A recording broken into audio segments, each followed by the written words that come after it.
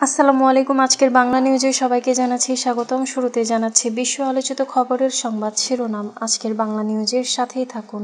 ফিলিস্তিনের গাজা সিটিতে ইসরায়েলি হামলায় আরও এক সাংবাদিক নিহত হয়েছেন। তার নাম মোহাম্মদ আল খালদি। বার্তা সংস্থা রয়টার্সের খবরে এ তথ্য জানানো হয়েছে।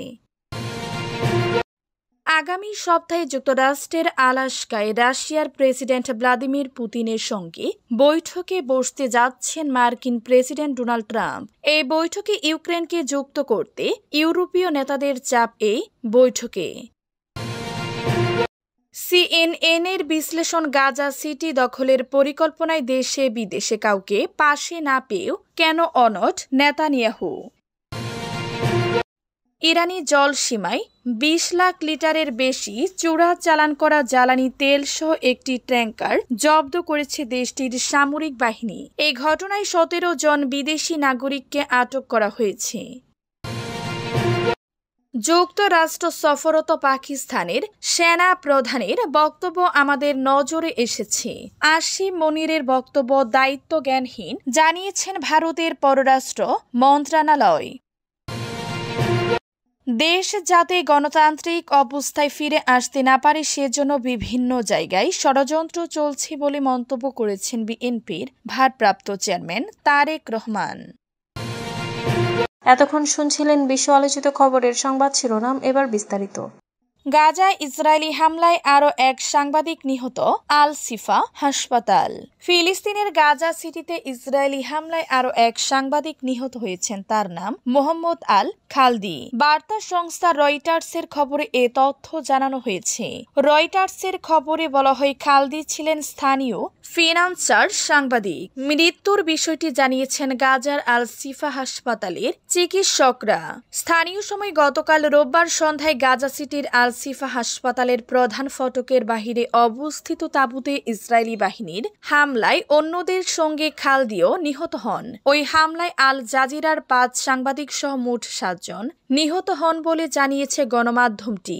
আল জাজিরার নিহত সংবাদকর্মীরা হলেন আনাস আল শরীফ, মুহাম্মদ কুরেই কেহ এবং ক্যামেরা অপারেটর ইব্রাহিম জাহির, মোহাম্মদ নওয়াফ ও মোয়ামেন আলিওয়া। ইসরায়েলের প্রতিরক্ষা বাহিনী আইডিএফ আল শরীফকে নিশানা করে এই হামলা চালিয়েছে বলে দাবি করেছে।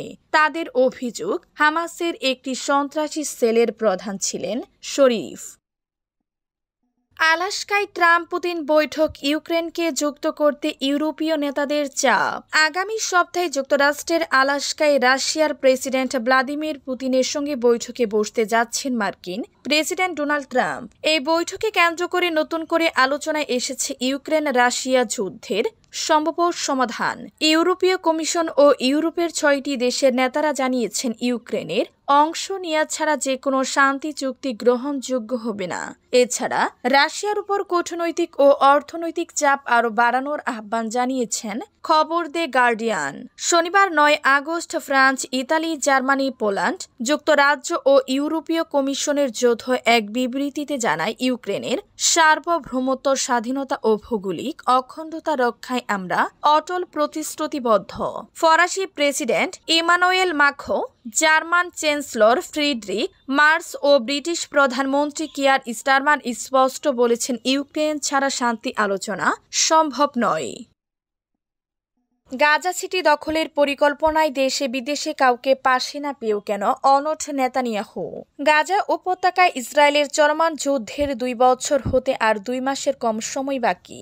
আর এমন সময় গাজায় সামরিক অভিযান আরও বিস্তৃত করতে ইসরায়েলের নিরাপত্তা বিষয়ক মন্ত্রী সভায় একটি প্রস্তাব অনুমোদন পেয়েছে।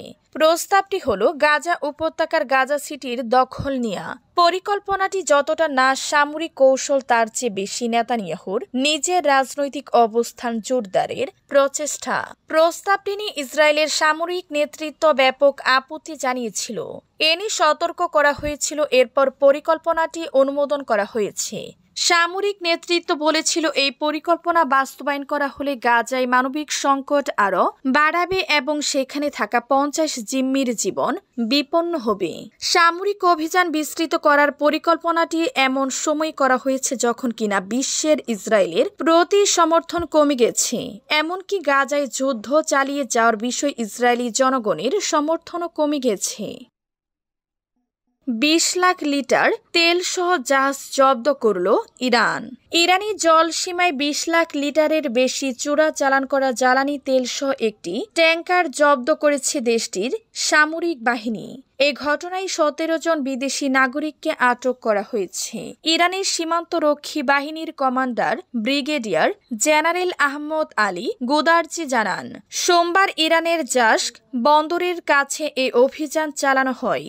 নৌবাহিনীর সহায়তায় সীমান্তরক্ষীরা একটি তেলের ট্যাঙ্কার আটক করে, যাতে বিপুল পরিমাণ চোরাচালান করা জ্বালানি তেল ছিল।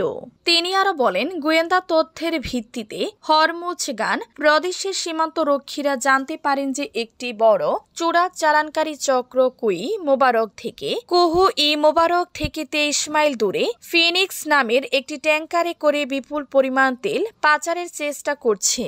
দ্রুত অভিযান চালিয়ে নৌবাহিনীর সঙ্গে সমন্বয় করে ট্যাঙ্কারটি আটক করা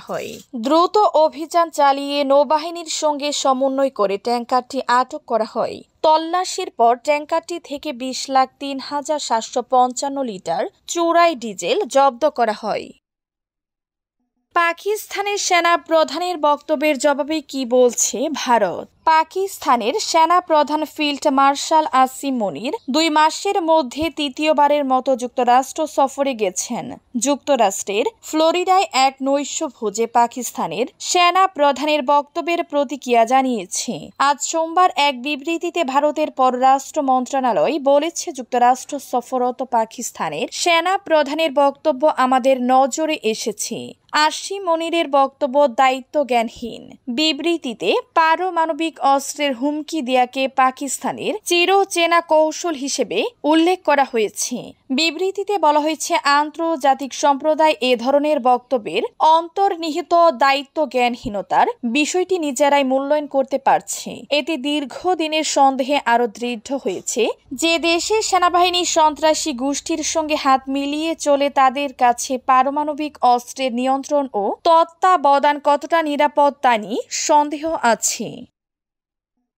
দেশ যাতে গণতান্ত্রিক অবস্থায় ফিরে আসতে না পারে সেজন্য ষড়যন্ত্র চলছে, জানিয়েছেন তারেক রহমান।